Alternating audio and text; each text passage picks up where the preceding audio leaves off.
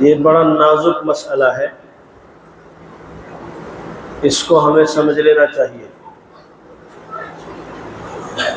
بعض اوقات بعض جگہوں پر انسان کا کام آ کر ایسا الجھ جاتا ہے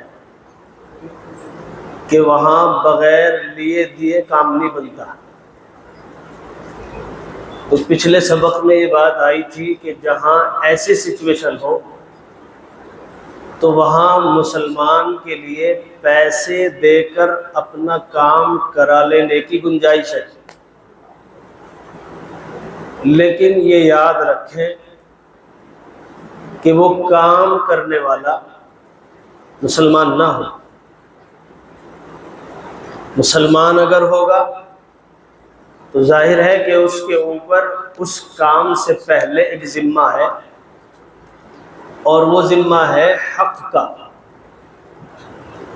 اور ایک مسلمان کے مسلمان ہونے کی وجہ سے بہت سارے حقوقات ہیں جن کو حقوق العباد کہتے ہیں۔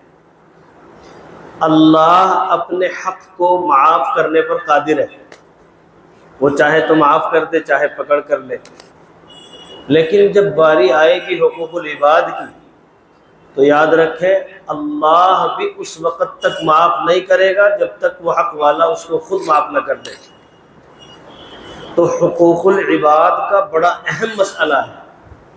آج امت میں سب سے زیادہ کمی اگر ہو رہی ہے تو وہ صرف اسی باب میں ہے کہ ہم لوگ حقوق العباد کو صحیح معنی میں پورا نہیں کر پا رہے۔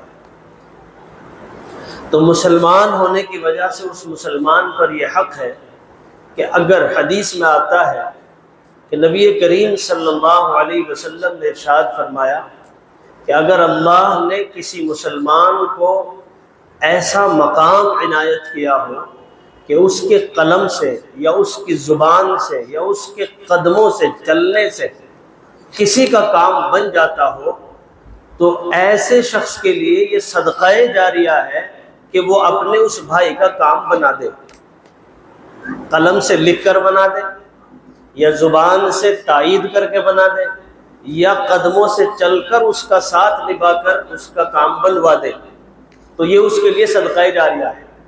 تو معلوم ہوا کہ اگر مسلمان ایسے مقام پر فائز ہے اور پھر وہ رشوت کی طرف مائل کر رہا ہے تو ہرگز اس کو رشوت نہ دے۔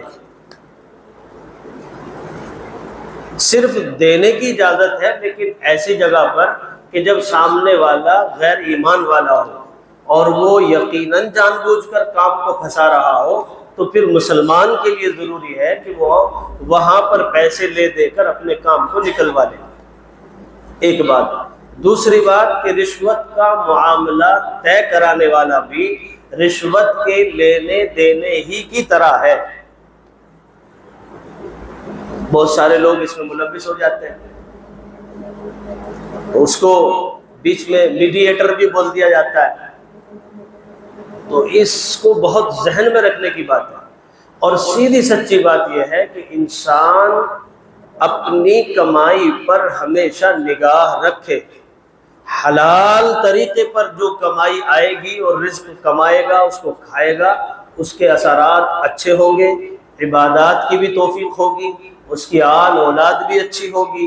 اور اگر وہ اپنے رزق کو کسی بھی طریقے سے خراب کر لیتا ہے تو پھر یاد رکھے نہ تو عبادات کی توفیق ہوگی، نہ بدن سے نکلنے والے اعمال اچھے ہوں گے، نہ اولادیں اچھی ہوں گی۔ اس لیے سب سے بڑے گناہ کی بات ہے کہ رشوت کے معاملے میں پڑنا، حتی الامکان کوشش کرے اس سے بچنے کی۔ دعا کریں کہ اللہ تبارک و تعالی ہم سبوں کو صحیح معنی میں عمل کی توفیق نصیب فرمائے، آمین۔